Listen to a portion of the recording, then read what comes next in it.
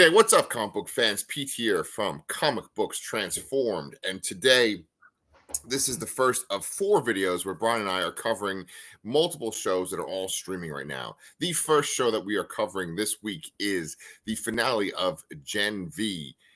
Brian, out of all of the shows, out of the 4 shows that we talked about, or we're going to talk about this week, is this one the one you're the most excited to talk about? Least? Is it somewhere in the middle? I was actually really happy with everything this week. Mm-hmm. And I don't know. I couldn't put one at the end, honestly. I could pick a favorite potentially. Yes. Which wouldn't be this one. Right. But I don't know. For me, the order in which we are recording these shows it's from least that I enjoyed the least to the enjoyed the most. Okay. Yeah. I don't remember the order, but we'll find that out soon. Yes, we will. Yeah. So, guys, Brian and I are doing these short reviews. We're gonna just dive into Gen V, and it's gonna be spoiler city.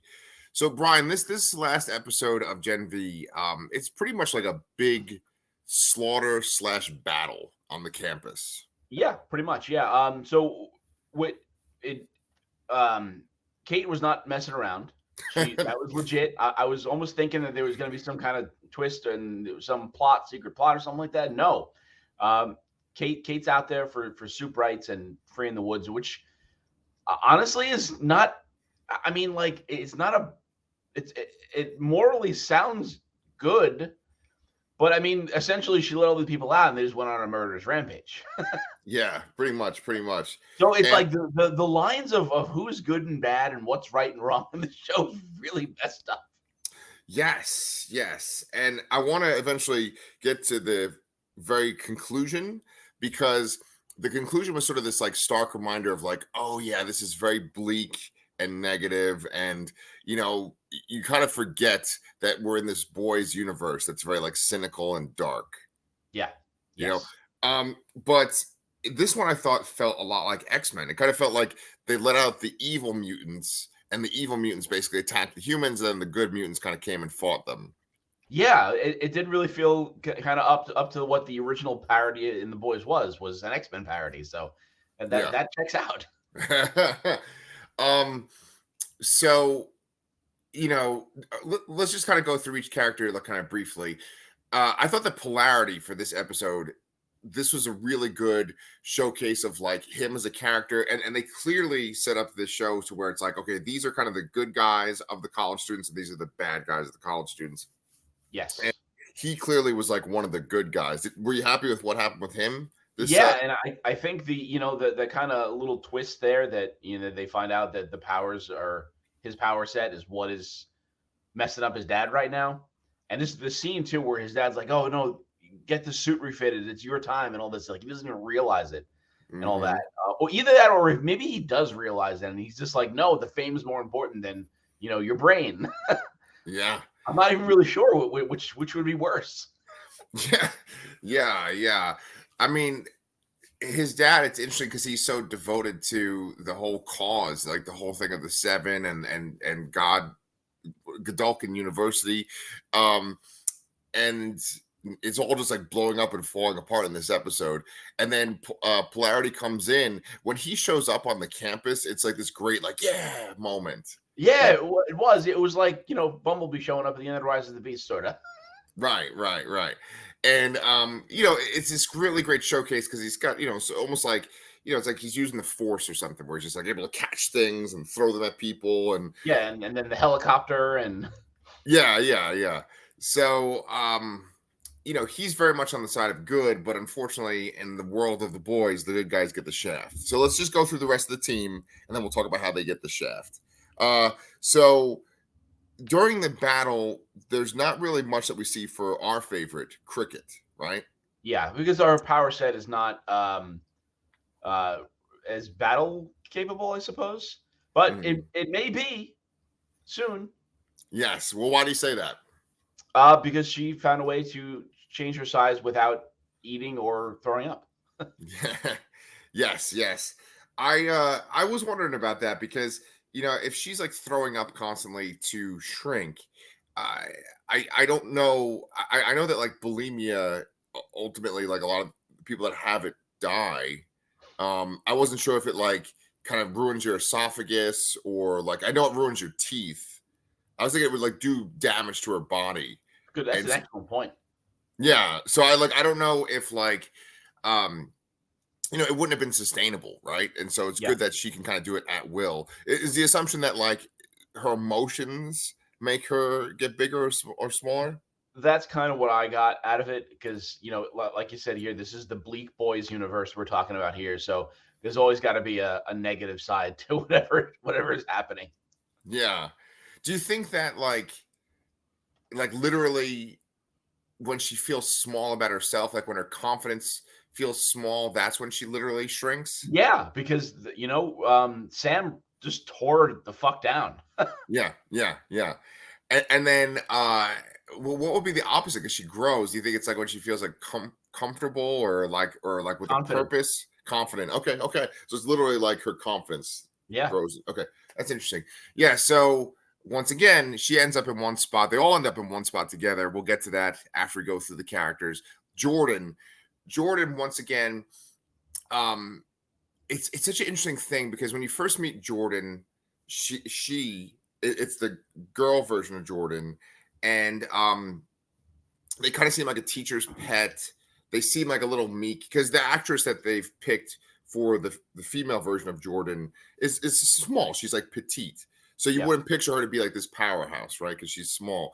And then they change into the male version of Jordan, and he's bigger, but he's still kind of you know thin and Yeah. smaller. He's not one of these muscular heroes. And like whenever there's a battle, they're just like right in there, just fighting and taking hits. Yeah. No, I mean, I would argue that Jordan might be the strongest one out of all of them. Yeah, yeah. And what's also is weird too. This is kind of a side note, but it's like multiple characters on this campus have like Homelander's powers, but each one just has like one Homelander power. Yes. You know? Well, maybe you could argue Jordan has different powers depending on the gender, but that could be more than one, I guess. But yeah, I mean, Homelander has the standard Superman power set, and I mean, those are very common powers. I mean, these powers were created as kind of like a human's fantasies of what they want to do, and flying is always something that people would love, and everybody wants to be strong. Well, the typical male thing is you want to be strong, and so yeah, it makes sense that those types of powers are abundant. Yeah. And here's one question too, because Homelander is obviously like the apex of the soups. He's the strongest. Is the idea that like he was made in a lab and it was like they mixed the serum with like the fetus and stuff? Like because these other kids, right? Were they humans and then they were injected at one point, or none of them were like naturally born like the pro well okay I'm sorry, I'm kind of rambling, but like Polarity for instance, like he is the son of a soup, right? So it's Yeah, just like he just inherited it, right? I think that's the implication there, which is kind of different for this universe, I think, or this take from on the TV version of it. But yeah, you hit the nail on the head. At least in the TV show version here, Homelander was kind of cooked up in in in fetus form, injected with V, and then maybe that's contributes to why he's so much stronger than pretty much everything else. And then a lot of the people were just injected with it at a young age, uh, Got it. and then got powers that way. Like Starlight, Yes, yeah. right? Okay. Do you ever think of Twins, like the movie Twins with Arnold Schwarzenegger, when you think of Homelander? Okay, yeah. And then there's like a little Danny DeVito. yeah, this little Danny DeVito soup. Maybe he shows up in the next season of The Boys. Wouldn't it be awesome if it was Danny DeVito? That would be pretty great. Yes. And that's how they take down the Seven? Well, no, it has to be. Does Danny DeVito have any kids? Because we had Patrick Schwarzenegger, so we need Danny DeVito's kid to show up instead. Oh, yes, perfect. I didn't even make that connection. I think Danny DeVito does have a daughter, because I think I've seen posts from Danny DeVito's daughter on Twitter, but you always got to mention Twitter on our show, too. So okay, we did kind of mention Kate already. She's going around just basically freeing these soups from the woods, and then she's even using her powers to make people kill themselves. There's that one guy who's essentially like a mole on the campus, and What was his deal? Because like he comes out like they're walking around the escapees are walking around and being like, "Are you human or are you soup?" And then if they say human, they kill them. right. And then this guy, he's like a social media coordinator. He's like, "Oh shit, my cover's blown," and he plays the sound the high pitched sound to kind of stun the soup. Puts a cube in his mouth and then blows up the person's head. Yes, And it's yes. like very unassuming. So what was he doing? Like who was he working for? Oh, I mean, I totally think he was working for Vought. Like, one thing that we never talked about on this show is I was like, how do they prevent them from just running amok, or like if there was some kind of riot? Like, how would the humans stop them? Because they're also super powered. A lot of them are invulnerable. And Yeah. then in this, they finally showed it's like they have like sonic weapons that they use, and it seems to work on all of them. And then I guess like the protocol is if they're really out of control, you literally put a device in their mouth and then they blow up. Yeah, So I found it interesting that Vought would have somebody undercover there. Like it seems like they're already so intertwined with Dean Shetty has very close ties with Vought and Ash and the CEO Ashley. I was almost thinking if like did that person work for Mallory? Was there a connection with Butcher somewhere somehow? oh, that's interesting. That's real interesting. Yeah, I mean, because spoilers, Butcher does show up at the end too, and he's walking around in the woods. Um I totally took it that he was like for Vought and that Yeah, he's basically a safety protocol. again, this is probably me getting ahead of myself here, and that's you have the most logical answer there, so that probably is what it is. Yeah. And when he died, that was a very gruesome scene. I mean, this episode is just chock full of like, let's be as disturbing as we can. It's just like one after the other, you know? Yeah, yeah, Especially when that one guy comes out and he's like, "Are you a human? Or are you a soup?" And then like the fucking date rape guy's like, "Yeah, of course I'm a fucking soup." Then he goes up to this random woman and she's like, "Oh, I'm a guidance counselor." He just melts her face off. yeah. So fucked up. Um, so then Sam is the one who's Arnold Schwarzenegger's son's brother, right?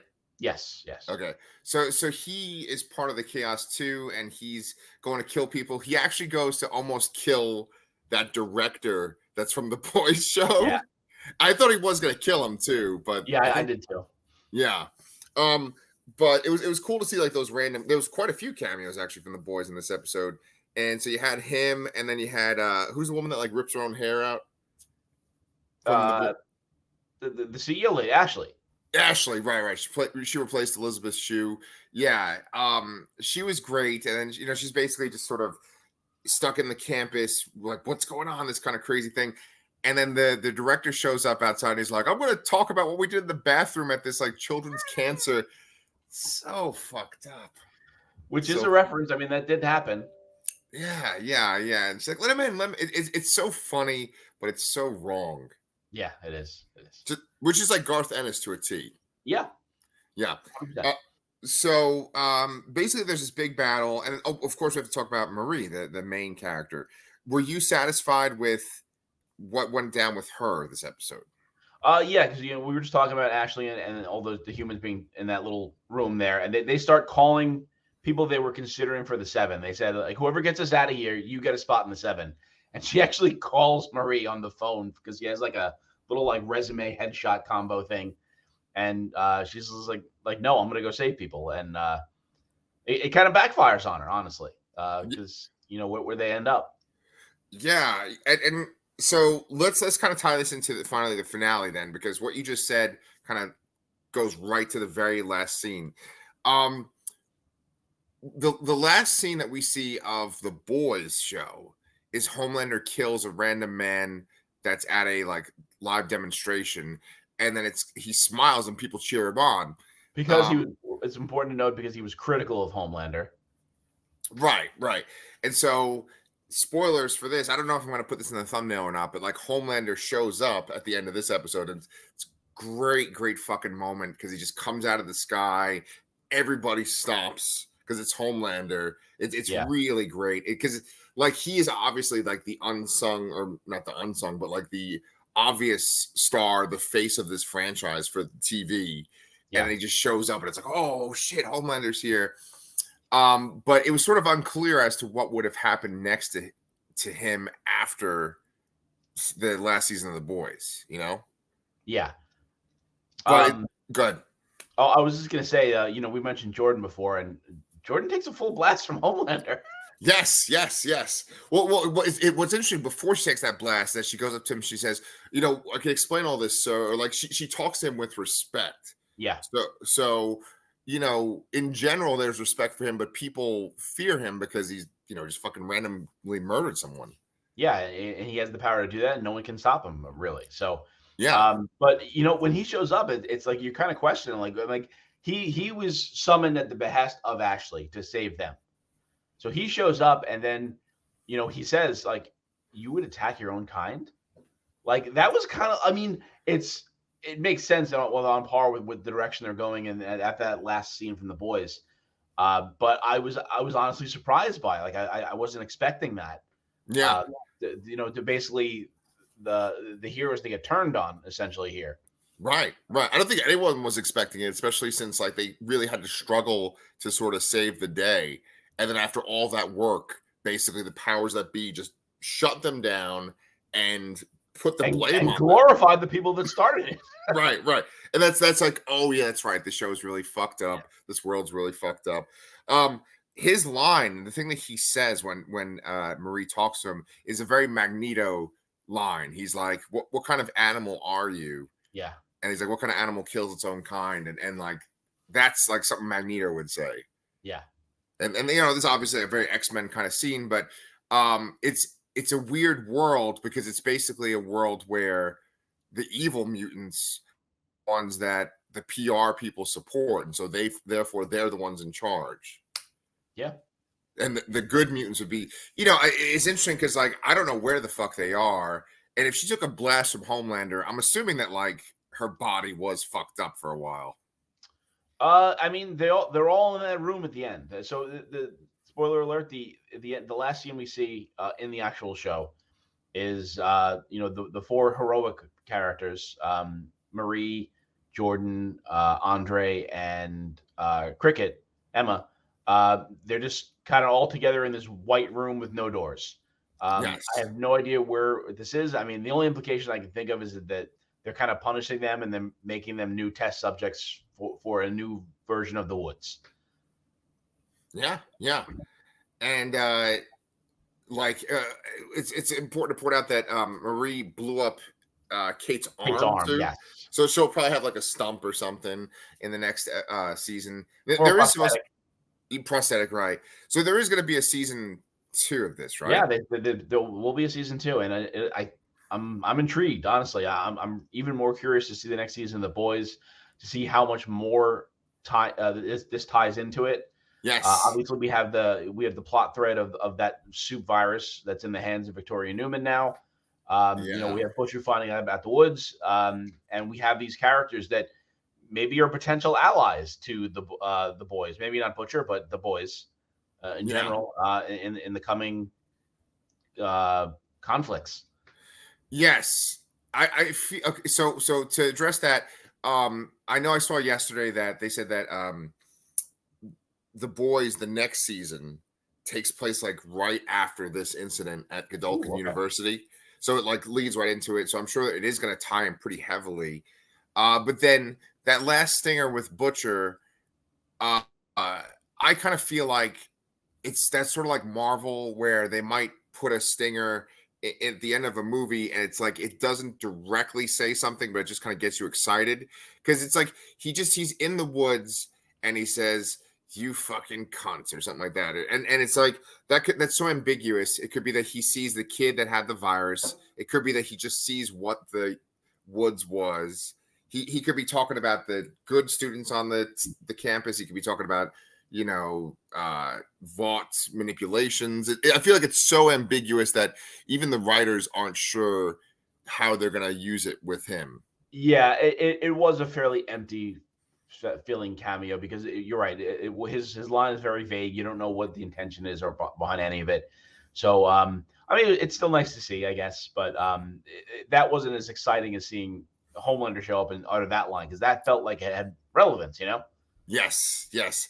I one thing, and this is a spoiler for our 4th review today, which is going to be Invincible, which is also on Amazon Prime, is that for me, what makes the shows stand out this week, this was a very good week for the stuff that we cover, is because there's actual moments in almost all of these shows. I think actually all 4 of them where it's like, oh, this is good. This has like emotional impact. This was filmed in such a way. Right, all of them, and that Homelander scene, discussing it with you just now, I'm like, yeah, that was really fucking good when he showed up. I really love that. Just how they all stop. That was so good. So that makes me appreciate this episode even more. Yeah. Cool. Totally. And I want to be extra clear that we do see Homelander as the villain. We're not glorifying him. Oh, admiring the performance. Oh yes, of course. I mean, I am sure that on fucking YouTube and Twitter, there's a ton of people like, he's right. The people that are superior should fucking kill inferior people, and Israel, like. Oh shit! Wow, you just really canceled this. That might have been the most cancelable thing we've ever done. I'm just saying, there's definitely people. Yes. There's one. Yeah. But anyway, well, hopefully, if we're not canceled, though, we'll be back to talk about Gen V season 2 when it's on. But guys, make sure that you're following us, because right now, Brian and I are about to hop over to our next review, where we're going to be talking about the Doom Patrol, the 4th season. All right, so we'll see you guys next time.